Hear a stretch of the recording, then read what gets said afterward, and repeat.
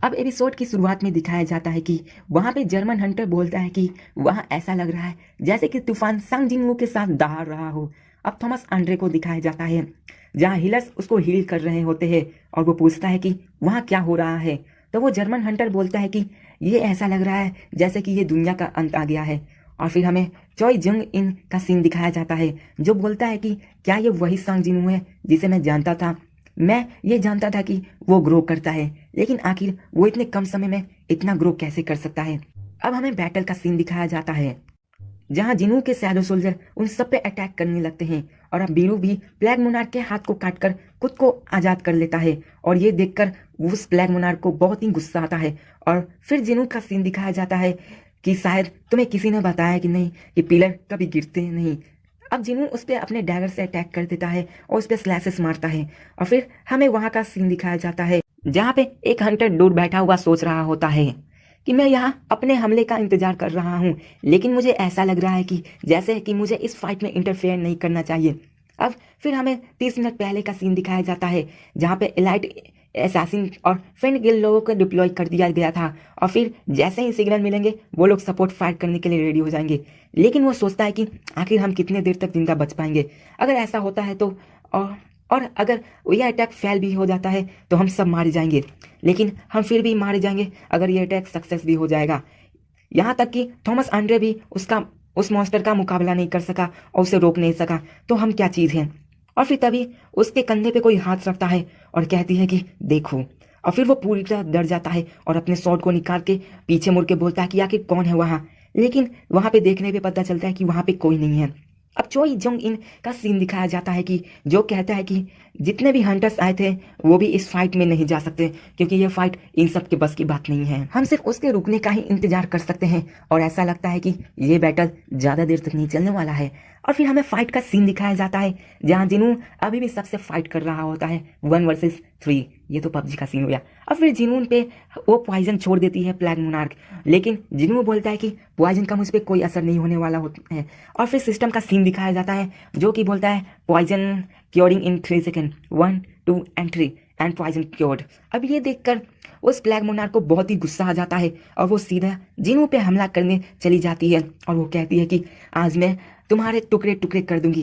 और फिर Jinu plague monarch को अपनी मल्टीप्लेशन स्किल को यूज करके उस पर वार करता है जिसके कारण बहुत सारे स्लैसेस जाके उसको लगते हैं और उसको जाके टुकड़े टुकड़े कर देते हैं। और अब मरने से पहले वो बोलती है कि आखिर क्या इसी को मौत बोलते हैं।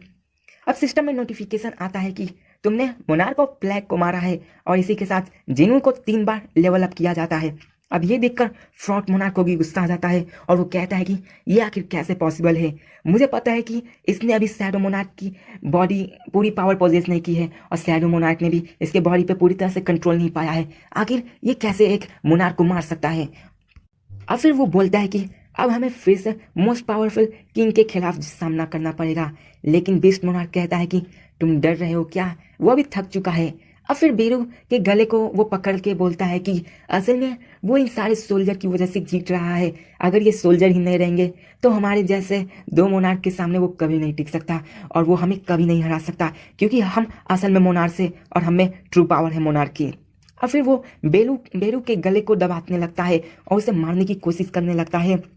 अब जिनू बोलता है कि बेरू के प्रेजेंस खत्म होने लग रही है और वो सोचता है कि शायद इसी वजह से मुझे थॉमस आंड्रे के अंदर का एंड सोल्जर फेडेड नजर आ रहा था और वो खत्म हो गया था और मुझे कुछ भी नहीं पता चला था। अब जिनू बेरू को वापस बुलाने लगता है लेकिन सिस्टम बोलता है कि अभी उसे वापस नहीं बुलाया जा सकता और वो उसे कैंसिल कर देता है और फेल हो जाता है। अब इससे पहले कि बेरू को वो मार पाता वो जाके बीस्ट मोनार्क को पीछे से मार के उससे बेरू से दूर कर देता है और कहता है कि अच्छा हुआ कि मैंने बेरू को समय रहते बचा लिया, वरना आज मेरा एक कमांडर मार जाता। और फिर फ्रॉस्ट मोनार्क बीस्ट मोनार्क से कहता है कि तुमने सही कहा था। और फिर वो कहता है कि लगता है तुमने अपने पावर को ओवर एस्टिमेट कर दिया है। चाहे तुम्हारे पास कितनी भी माना पॉइंट क्यों ना हो, एक बार इन्हें खत्म कर दिया गया तो तुम नहीं बच पाओगे और ये तुम्हारे माना पॉइंट बार बार इस्तेमाल हो रहे हैं। और वो कहता है कि तुम्हारे सोल्जर मरते हैं और फिर से जिंदा हो जाते हैं। तुम्हें क्या लगता है वो तुम्हारे माना पॉइंट्स को कंज्यूम कर रहे हैं और तुम्हें थका रहे हैं और तुम्हें कमजोर बना रहे हैं। वो एक पैरासाइट की तरह है जो तुम्हारे माना को सिर्फ कंज्यूम कर रहे हैं। और अब फिर वो जिनू से बोलता है कि अब बताओ अब तुम क्या करोगे। अब फ्रॉस्ट मोनार्क जिनू पे पूरे पावर से अटैक कर देता है और वो अपने खंजर को भी बाहर निकाल देता है और उस पे जिनू पे अटैक कर देता है। अब इस अटैक के कारण जिनू के कंधे पे थोड़ा सा कट लग जाता है और वो थोड़ा सा जख्मी हो जाता है और फिर वो जिनू पे अटैक करने लगता है और उन दोनों में बहुत ही भयंकर फाइट होने लगती है। अब जिनू उस अटैक के कारण बहुत ही ज्यादा पीछे जाके गिरता है, लेकिन जिनू कैसे भी करके खुद को संभालता है और तेजी से आके वो फ्रॉस्ट मोनार्क के सामने उस पर अटैक कर देता है। लेकिन फ्रॉस्ट मोनार्क भी उसे डॉज कर रहा होता है और फ्रॉस्ट मोनार्क कहता है कि तुम्हारे स्पिरिचुअल बॉडी लगता है बहुत ही ज़्यादा माना कंज्यूम करती है और ये तुम्हारी बॉडी सच में स्ट्रांग है। और फिर जिनू बोलता है कि मुझे ये जल्दी ख़त्म करना होगा क्योंकि अगर मैंने नहीं किया तो मैं थक जाऊंगा और मेरे माना पार्ट्स खत्म हो जाएंगे। और फिर वो उससे लड़ने लगता है और वो फ्रॉस्ट मोनार्क की पावर बहुत ही ज़्यादा होती है क्योंकि अभी फ्रॉस्ट मोनार्क अपने फुल पावर को रिलीज कर रहा होता है जिसकी पावर बहुत ही भयानक होती है और उसके आसपास की जगह तबाह होने लगती है। और फिर जिनू उसके पीछे से आके उस पर हमला करने लगता है और उसे मारने की कोशिश करता है, लेकिन फ्रॉस्ट मोनार्क हंस रहा होता है। और फिर हमें दिखाया जाता है कि जिनू को कुछ ब्लडी एटमॉस्फेयर महसूस होता है और ये देखकर सारे हंटर्स शॉक हो जाते हैं और हमें पता चलता है कि वो बीस्ट मोनार्क पीछे से आके जिनू के सीने में अपने हाथ को घुसा देता है और उसके सीने पे आर पार कर देता है और इसके कारण जिनू बहुत ही ज़्यादा जख्मी हो जाता है। तान जिनू को डैगर नीचे गिरा होता है और वो खून से लटपथ होता है और जिनू के सीने में उस बीस्ट मोनार्क का पंजा आर पार होता है। अब फ्रॉस्ट मोनार्क कहता है कि चलो मैं तुम्हें तुम्हारी डैगर को वापस कर देता हूँ और वो उसके सीने में अपने स्वॉर्ड को घुसा देता है और वो कहता है कि अब देखते हैं क्या तुम अपने आप को पिछली बार के जैसे ही हील कर सकते हो। मुझे तो नहीं लगता, चाहे तुम कितने भी स्ट्रांग क्यों ना हो तुम एक कंप्लीट मोनार्क नहीं हो। और फिर वो बोलता है कि क्या तुम्हारी इतनी ही पावर है? अगर तुम्हारी इतनी ही पावर थी तो शायद तुम्हें पता नहीं, अगर हमारी आर्मी आती तो तुम उसके सामने टिक नहीं पाते। अब फिर वो बोलता है कि वो दिन बहुत जल्द आएगा जब चारों तरफ लाशें ही होंगी, नदियाँ खून से लाल होंगी, लेकिन मेरे कोई और ही प्लान है इस देश के साथ क्योंकि तुमने यहाँ पे जन्म लिया है। वैसे भी मैं हर एक देश को जमा दूंगा और सबको अपना डर दिखाऊंगा। वे लोग हमेशा जिंदा रहेंगे लेकिन ना वो जिंदा होंगे ना वो मरे होंगे। जाओ और अपनी मौत को देखो, मुझे इसमें मजा आएगा। अब फिर जिनू का बॉडी धीरे धीरे करके फ्रीज होने लगता है और वो फिर सिस्टम का नोटिफिकेशन आता है कि प्लेयर की HP 0 हो गई है और प्लेयर अब मारा जा चुका है।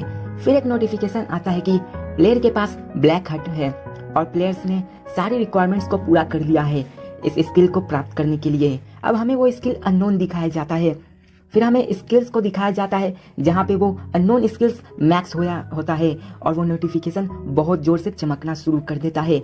और फिर जिनू की आंख खुलती है और वो खुद को एक हॉस्पिटल में पाता है। यहाँ पे जिनू अपने पास्ट में आ चुका था। अब जैसे ही जिनू को होश आता है तो वह अपने सीने को पकड़ लेता है और वो अपने मौत के पल को याद करता है। अब जिनू बोलता है कि क्या ये सिर्फ सपना था, और वो कहता है कि क्या मैं अभी हॉस्पिटल में हूँ, पर मैं तो उस आइस डैगर से मारा जा चुका था और वो मेरे दिल पे लगा था, तो क्या मैं अभी भी जिंदा हूँ? अब वहाँ पे वो जिनचुल आता है और ये देखकर जिनू उसे चेयरमैन वो जिनचुल बोलता है और वो पूछता है कि चेयरमैन वो आखिर उन मॉन्स्टर के साथ क्या हुआ और क्या मैं अभी भी जिंदा हूँ? अब वो बोलता है कि सबसे पहले मैं तुम्हें 3 चीजें बता दूं कि मैं सर्विलेंस के एक मैनेजर हूँ, ना कि एक चेयरमैन, और दूसरी मुझे आपसे कुछ पूछताछ करनी है, और तीसरी आप मेरा नाम कैसे जानते हैं, क्या हम पहले कभी मिले थे? अब जिनू ये सुन के शॉक हो जाता है। फिर वो जिनू से बोलता है कि हमने सर्वाइवर्स को बचाने के लिए व्हाइट टाइगर गिल्ड से लोगों को भेज दिया है, लेकिन वो समय से पहले पहुंच कर वहाँ सबको बचा लिए। तो जिनू बोलता है कि वो नहीं, और फिर सोचता है कि मुझे यकीन नहीं, लेकिन ये हॉस्पिटल जाना पहचाना सा लगता है, मैं यहाँ पहले भी आ चुका हूँ और मैं यहाँ 2 वीक से पड़ा हुआ हूँ। और फिर वो बोलता है कि मिस्टर सांग जिनू, आप फोटो से बहुत ही ज्यादा डिफरेंट दिख रहे हो।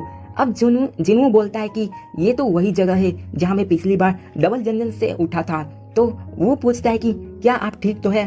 तो सांग जिनू बोलता है कि हाँ मैं ठीक हूँ, पर मुझे कुछ समय चाहिए।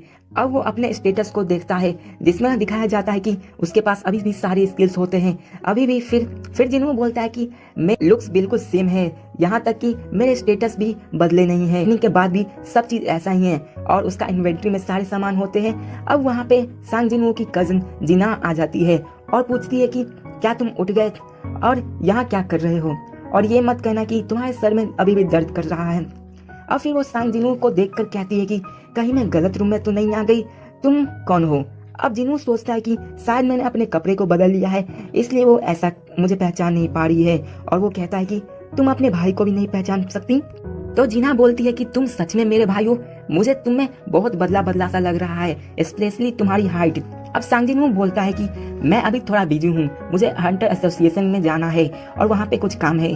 तो जीना पूछती है कि क्या, कहाँ तुम्हें जाना है? तो सांग जिनवू बोलता है कि मैं एक हंटर हूँ। अब सांग जिनवू बोलता है कि मुझे पता है कि तुम स्कूल को छोड़ के यहाँ आई हो, इसलिए तुम वापस स्कूल चली जाओ। और फिर वो जीना के दोस्त की तरफ देख के बोलता है कि तुम भी सॉन्गिन, तुम हंटर बनने की कोशिश मत करना और इसके बारे में सोचना भी मत। अब ये सुनकर सांगिन शौक हो जाती है और वो सोचती है कि ये मेरा नाम कैसे जानता है। अब सांग जिनवू कहता है कि मेरे पास अभी भी शैडो सोल्जर नहीं है, पर मेरे पास सारी स्किल्स है और मैं फिर से अपनी आर्मी खड़ा कर सकता हूँ। लेकिन ये क्या हो रहा है, आखिर ये कैसे हो सकता है? क्या मैं अभी पास्ट में आ गया हूँ? अब फिर वो हंटर एसोसिएशन में जाता है और वहाँ कहता है कि मुझे चेयरमैन से मिलना है।